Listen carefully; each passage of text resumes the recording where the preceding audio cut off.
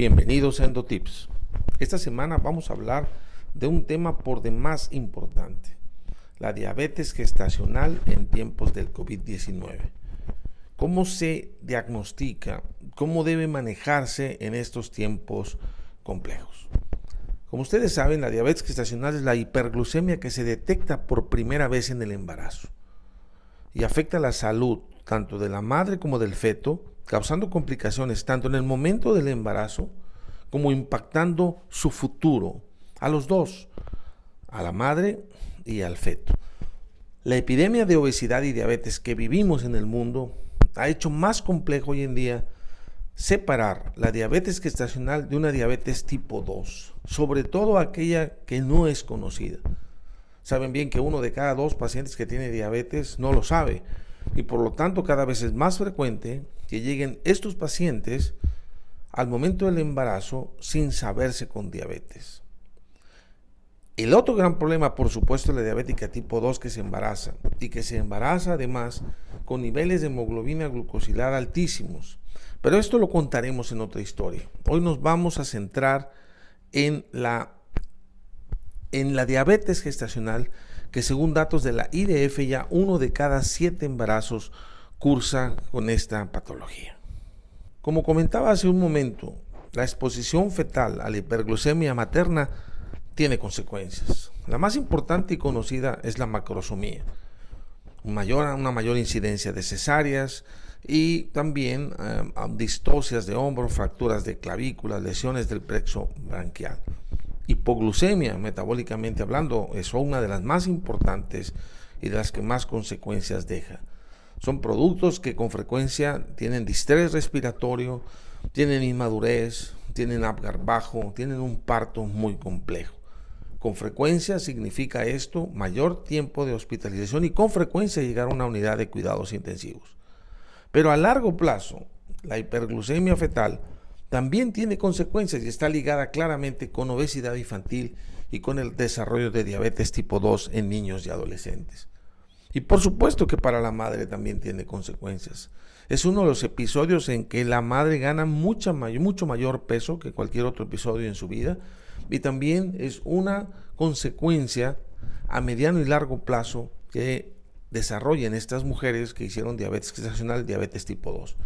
Publicaciones en Estados Unidos indican con claridad que la tasa de progresión más alta se da precisamente en mujeres hispanas como las nuestras.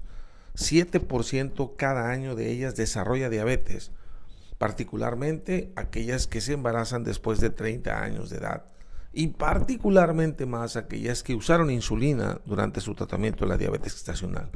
Esto puede significar que el 70% de estas mujeres tendrán diabetes tipo 2 en tan solo 10 años. Si estamos hablando de mujeres que se embarazan entre los 30 y los 35, antes de los 45 años, podemos tener diabetes tipo 2 en 7 de cada 10 mujeres.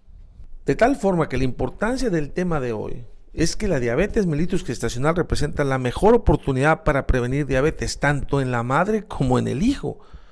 Y si vemos una visión negativa, la diabetes mellitus gestacional representa una serie de controversias pendientes, tragedias y oportunidades desaprovechadas. ¿Cuáles son los mensajes para recordar antes de adentrarnos en el tema? Es una enfermedad muy frecuente, la mayoría de las veces es asintomática, es muy fácil de predecir, ya que tiene muchos factores de riesgo, es fácil de diagnosticar, es relativamente fácil de tratar.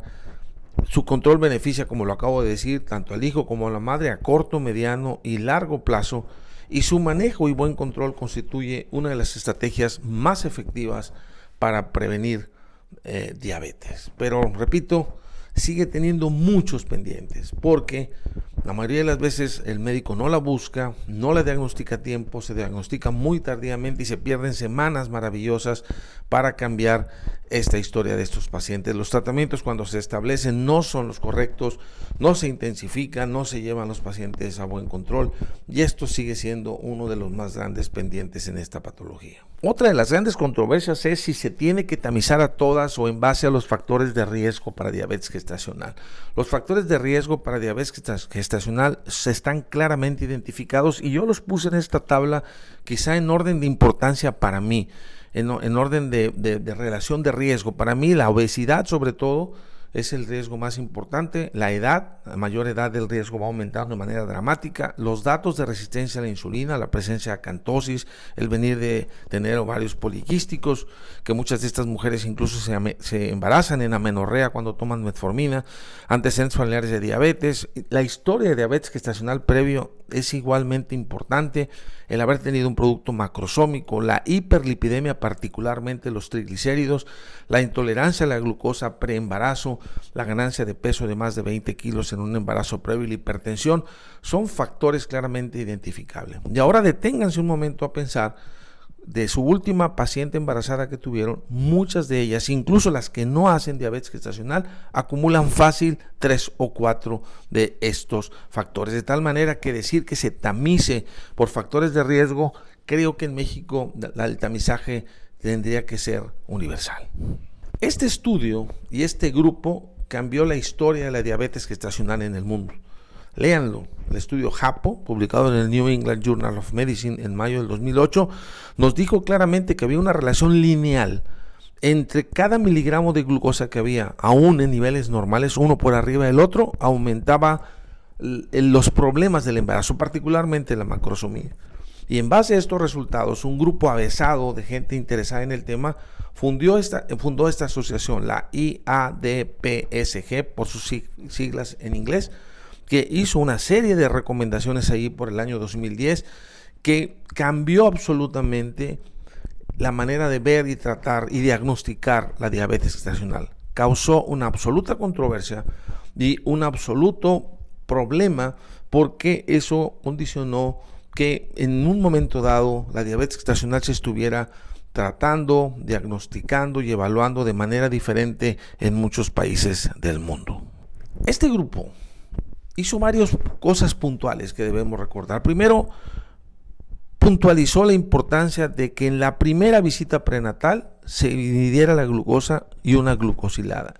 Y eso nos permitía diagnosticar a la mujer con diabetes tipo 2 que llegaba sin saber que tenía diabetes.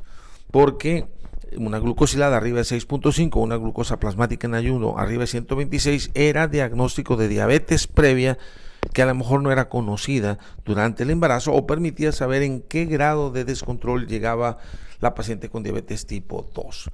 Este mismo grupo, otra de las cosas que también hizo muy bien es el hecho de que diagnosticaba diabetes gestacional en aquellas pacientes que tenían arriba de 92 en ayuno y menos de 126. Y esto fue la gran controversia porque hubo un enorme grupo de opositores que dijeron que quizás estaban sobrediagnosticando a mujeres que quizá, repito, no estaban enfermas.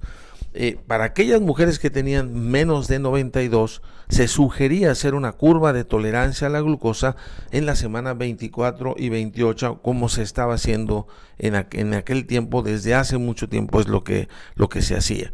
Y en base a esta curva se diagnosticaba diabetes gestacional. La curva era de 75 gramos, 2 horas, y como pueden ver ahí, un valor por arriba de cualquiera de los que están señalados, 92 en ayuno, 180 a la hora y 153 a las 2 horas, con un solo valor se diagnosticaba diabetes gestacional. Estos fueron los grandes cambios que este grupo postuló y que causó tanta controversia. En esos tiempos difíciles del 2010, llegaron a ver hasta 6 o 7 criterios diferentes para diagnosticar diabetes gestacional. Pueden ver aquí el desorden. La ADA tenía 2 diagnósticos, uno con 75 gramos, uno con 100. Los endocrinólogos clínicos de Estados Unidos, la Organización Mundial de la Salud, los británicos a través de NICE y la LAT también. Y como pueden ver, había diferentes tipos de pruebas. Había cargas de 75 y cargas de 100. Había valores en ayuno a las 2 horas, a las 3 horas, incluso a la hora. Había quienes tomaban este criterio. Los valores podían variar de 92, 95, 100 y hasta 126 en ayuno. Y a la hora era entre 180 y 190. Y a las 2 horas los criterios diagnósticos podían ser 140, 153, 155, 165. Para colmo, algunas asociaciones pedían solo un criterio para hacer el diagnóstico necesario, un criterio, y algunos ocupaban 2 criterios para hacer el diagnóstico. Era un verdadero relajo. Afortunadamente esto ha ido cambiando y prácticamente todas las asociaciones se han ido sumando una tras otra en los últimos años para concentrarse ya en tratar de que la IADPCG, a través de una curva de 75 gramos y de solo 3 tomas, que sería la de ayuno, la de la hora y la de las 2 horas, y con un solo valor por arriba de 92 en ayuno, 180 a la hora, 153 a las 2 horas, se establezca el criterio del diagnóstico de diabetes gestacional. Los británicos se mantuvieron en su posición de un estudio también de 75 gramos, pero con solo 2 tomas a la hora y a las 2 horas, manteniendo un solo criterio por arriba para hacer el diagnóstico, que sería 100 miligramos en ayuno y 140 a las 2 horas. Sorprendentemente, la ALAD, a través de un grupo generalmente representado por personas de Argentina, que son los menos latinos de los latinos, que no tomaron en consideración que el resto de América Latina tiene muchísima obesidad, muchísima más resistencia a la insulina, ellos, en base a un estudio nacional, adoptaron a la LAD hacia el NICE, lo cual sigue siendo un punto de vista muy controversial.